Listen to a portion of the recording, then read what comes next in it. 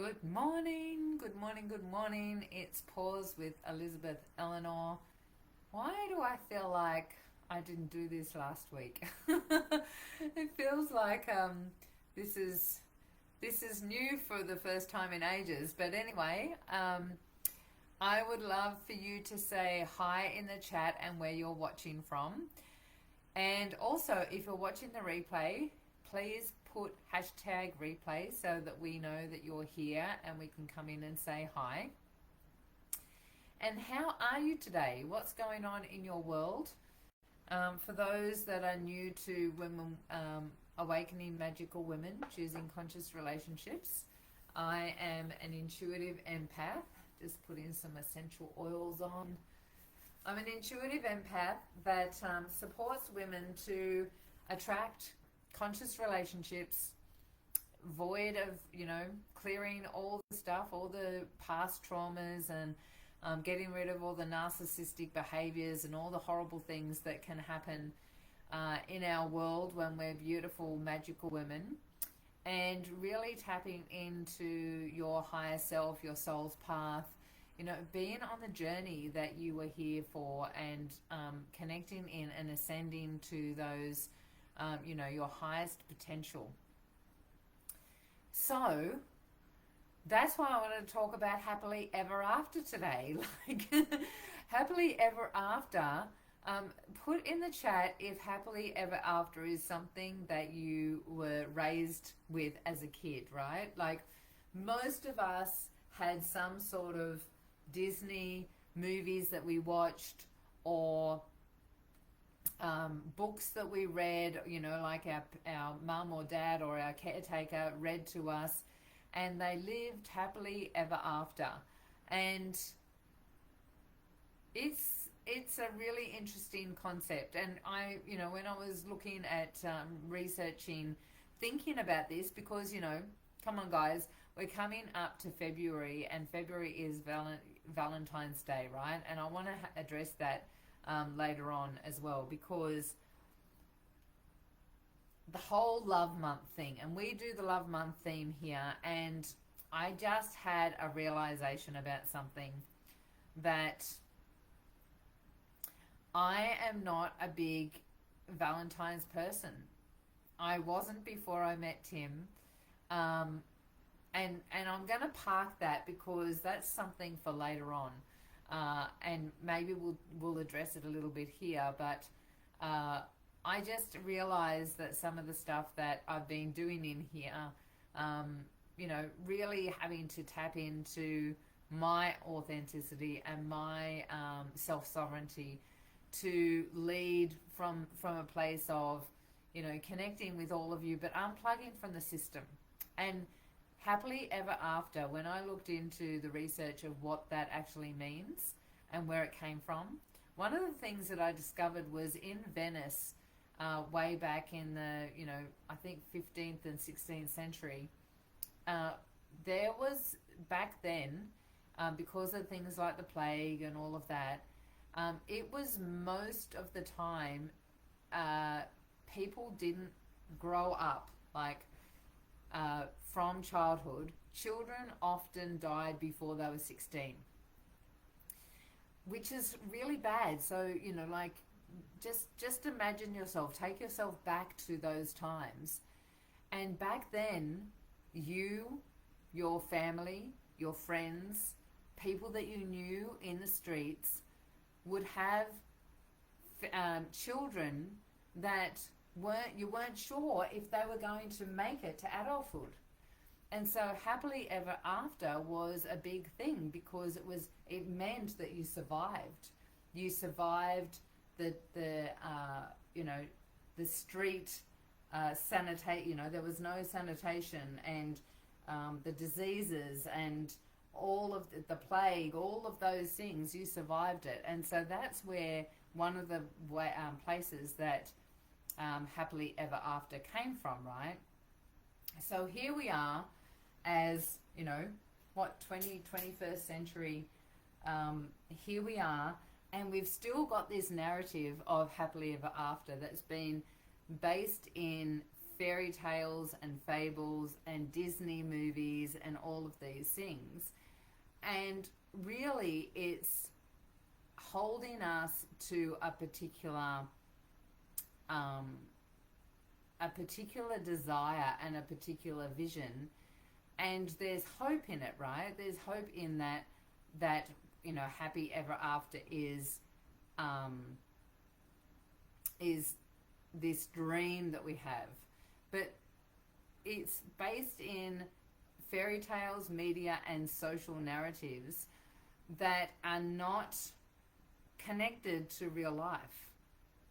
And so, it doesn't actually align with reality. So let's break this down a little bit.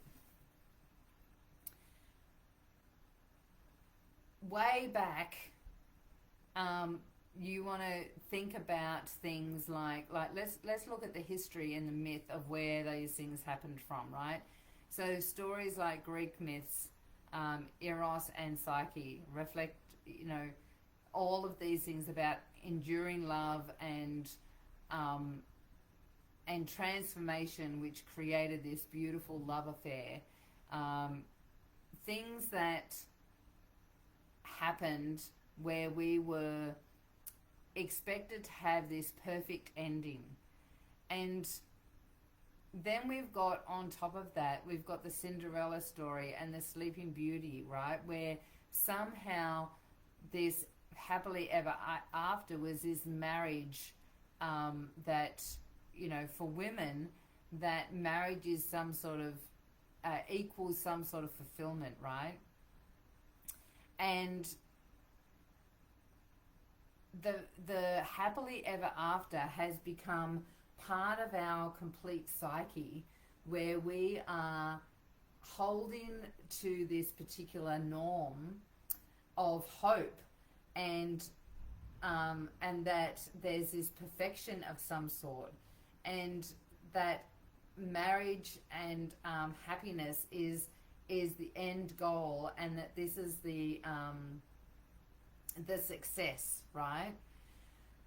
So then we've got things in our modern time like The Notebook, Pretty Woman. Oh my gosh, you think of every single romance that there is in Hollywood. It ends with this theme of happy ever after, right? This pop culture of everything's bliss and wonderful at the end, right? And so as little girls, we have this sort of like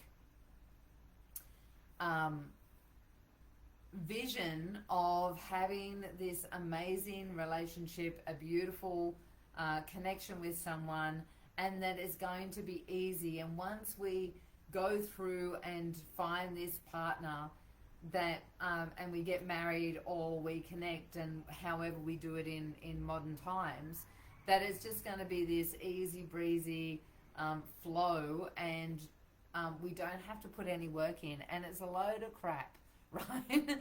What happens is these things can hold us in a particular vibration of still not feeling good enough, right? Because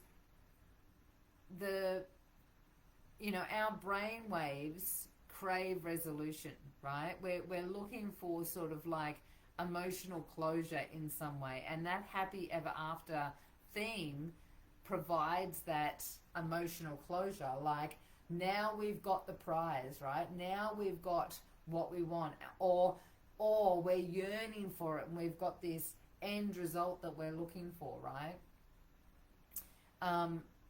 On top of that, we have dopamine spikes and oxytocin spikes when we look at romance novels, or we reinforce positive feelings when we watch these movies, right? But then we come back into our reality, and we've got unrealistic expectations of what that means, and we don't look at the challenges. And what happens in the challenges is that we don't see them. We see them as some sort of failure, right? And it's not true. is not true. And so it's a narrative that needs to be broken down and pulled apart so that we can see ourselves as not broken, and that we're going through a process. Life is a process, right? So when we're in that thing of happily ever after, and this is what I want to bring up today, is that happily ever after, the way we have been conditioned to see it in the fairy tales, in the movies, in, you know, society's expectations of it, have this unrealistic vision that can hold us back in achieving what we want, right? Because there's this high expectation in our brain, because we've been conditioned from childhood that we want the big, the big scene, the big romance and everything. And so I wanted today to break down, because I often say that Tim and I met in a fairy tale experience, and it was. If we had cameras, if there was drones around on that beach, it would have been like a movie scene. So, you know, I'd had a big day at work. My work is online, right? So I'm sitting in front of the computer. I was on a training, so I wasn't training others. I was being trained. And I think it was like 12 hours or something. It was this huge training that I'd been on. I was exhausted and, just wanted to eat and go to bed. But something gave me the idea, pop in. My higher self says to me, why don't you go to the beach and just get your feet wet before you have something to eat, right? Now I'm talking maybe 5 o'clock in the afternoon. It was January, so we were still in summer where there was the long days. And I go to the beach. I'm the only one on the beach. Now I looked back just recently, because it's been 3 years now. I looked back just recently, and there were surfers in the water. I didn't realize that, right? But on the video, there were surfers in the water. And so here I am on the beach by myself, and Tim walks past, and I'm doing a Facebook Live. So I wave to him, and he goes all the way past. Now, from his end, he told me he got, halfway down the beach, and he stopped and turned around and went, who on earth is that, right? And so then he got to the end of the beach, and he was on his way home. He was actually very, he didn't need to turn back, but something said to him, go back and see who that is, right? So off he went, and he came back, and we started talking, and we had a great conversation, and we were just standing there, and I said, hey, do you want to walk? Are you walking this way? And he said, yes. And so we started walking and talking all the way through, right?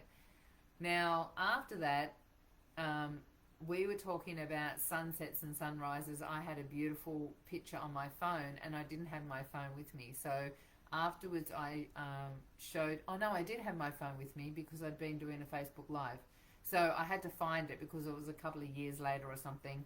And so we exchanged phone numbers, and I sent him, the very first thing I sent him was this picture of a sunset on the water. It was stunning.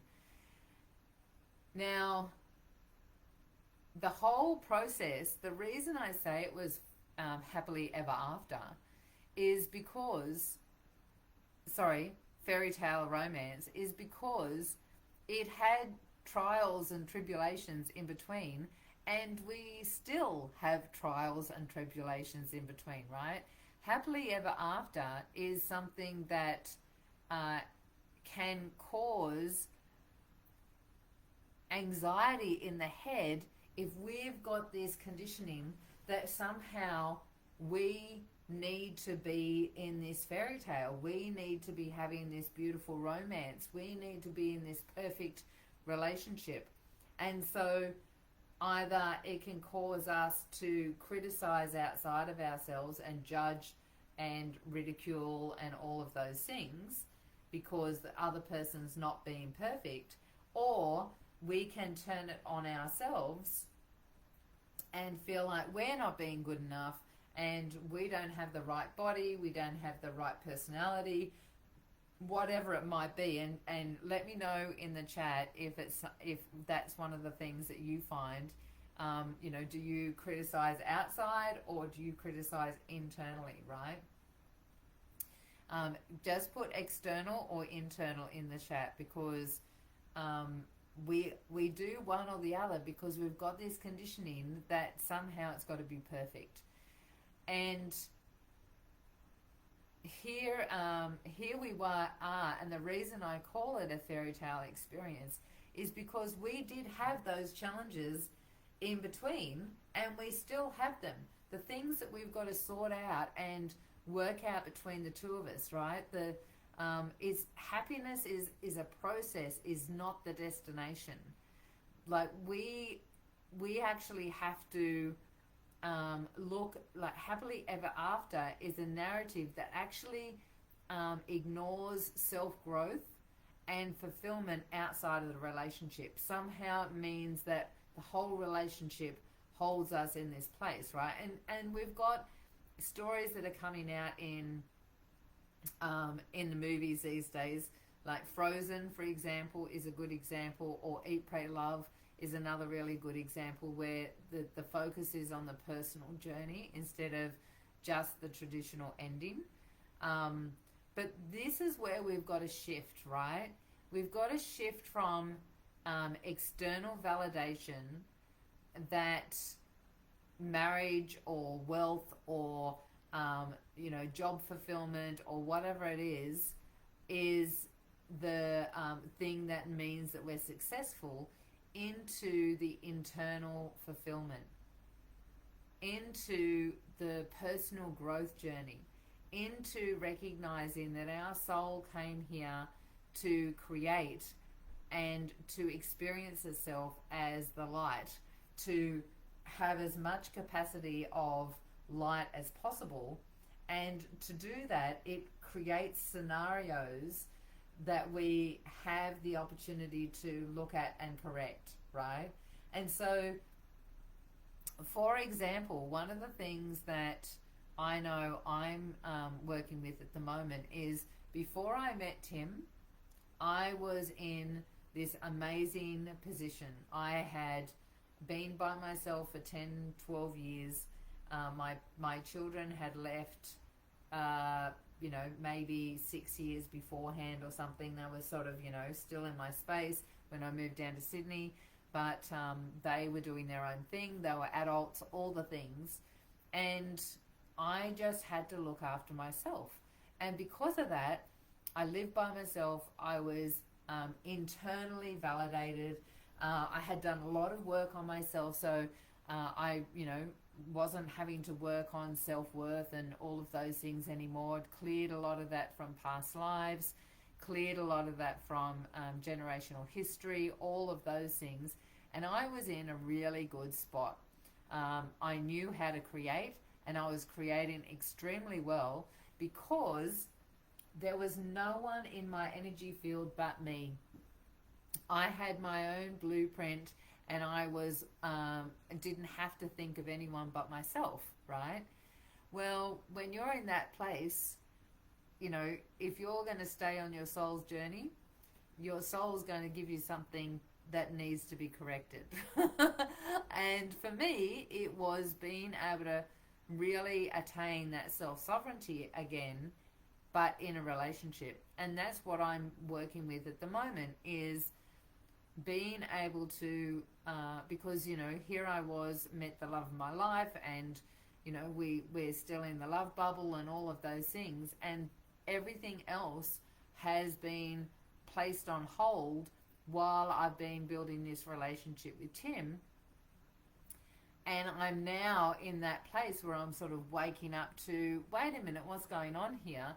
And recognizing that what's really going on is that I now have someone else in my space that's influencing my energetic patterns and behaviors and my blueprint.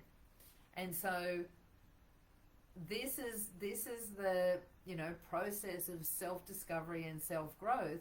You know, I got to this peak by myself, and now as as a woman that's in relationship, and a conscious relationship, I'm consciously aware that things have shifted, and now it's about me supporting my self sovereignty while I have someone else in my energy field that I think about and, you know, love, and, you know, all the daily stuff, like even stuff like rolling over in bed at night and considering whether I'm moving, you know, so that I'm not bumping into him and I'm not waking him up.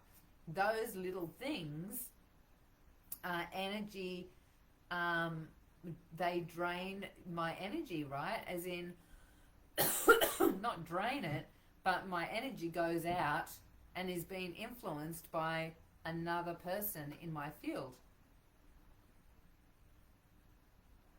So these are the things that, it's like the next level for me. How do I attain my self-sovereignty in a relationship, in a loving, supportive, you know, connected, and it's got, you know, it's not about Tim, it's about me, and holding my container so that I'm able to stay in that vibration of creating the way I used to, while I'm in a relationship with somebody else. So life is all about continuous growth, continuous, you know, looking at what it is that your soul is here to achieve, and what it needs to relive from past experiences, whether it's generational patterns from childhood and from your bloodline, because we all come into our family lineage because we choose that, right, as a soul, and maybe we've chosen that over and over again, right? So same lineage. I know that there was, in my family lineage, there was another Elizabeth, and she was the woman that came over from England. She was living in Dorset, and she came over from England, and I know for a fact, you know, an energetic fact, that that was one of my past lives. I was another Elizabeth in this family lineage, right? And so all of those things are that's the real work, guys. That's the real connection to soul, being connected here rather than being connected here and taking energy, or having energy taken from you from an external source, as being self-sovereign, being in your soul's container, and being able to be completely connected to your higher self while in relationship with others. So happily ever after is definitely something that can rock the boat and wobble you, because we've got this preconceived idea of what relationships, marriage, partnerships are. And it, you know, I was talking to my Conscious Creator Circle this morning. We were doing our coaching call, and one of the things that we were talking about today, or the theme that we're on at the moment, is self-responsibility. And I was sharing with them that we take on the responsibilities of our family lineage without being aware we're even doing it, right? It's logical to our unconscious, but not logical to our conscious. And we don't even know what we've taken on because it's unconscious, right? It's not something we're conscious of. And so we did a process where we released those, you know, beliefs and emotions and traumas from the past, and we didn't carry them. We're not holding on that weight, right?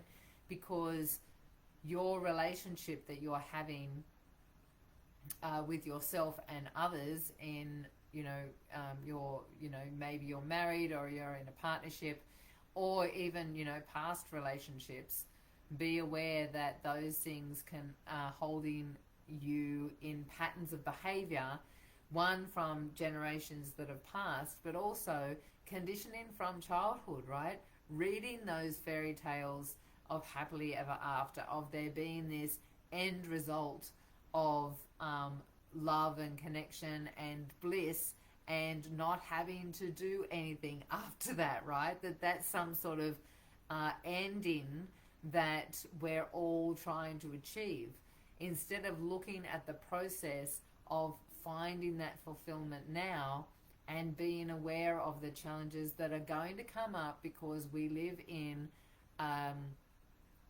we live in a world that is broken. We're living in a world where you know, this is third dimension moving into fifth dimension, where we're going to understand more about unity consciousness. But at the moment, we're still in this duality of, you know, us and them, right and wrong, good and bad, and all of those things. And so when we're holding on to that frequency of there is this enlightened place that we're trying to get to, instead of just recognizing that we can have our happily ever after right now, and that to redefine happily ever after as dealing with and processing the challenges that come up on a regular basis in our relationships with ourselves, with our loved partners, with our children, with our parents, with our siblings, with our friends, all of those things, and recognizing that this is actually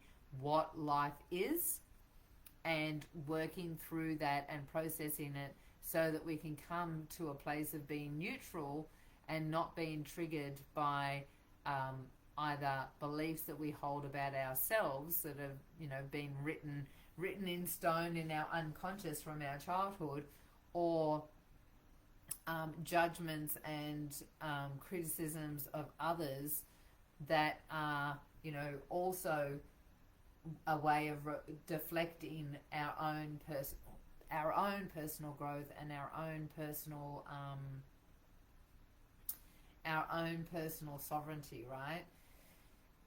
So I would love to hear, you know, what your takeaway from today was, what it is that, you know, did you grow up with fairy tale stories, the books, all of those things, and just do a deep dive, you know, pause for a moment and look and reflect at what you felt your relationships would be like as a child. Like, did you hold on to a certain image of what it is that you wanted, and have you moved into fulfilling that, or have you been in a place where you feel like you've never been able to fulfill that and you're always chasing that? So it's a really good opportunity for you to check on, you know, what's your belief systems, what do you define as happily ever after, and are you bringing that into the now moment, right?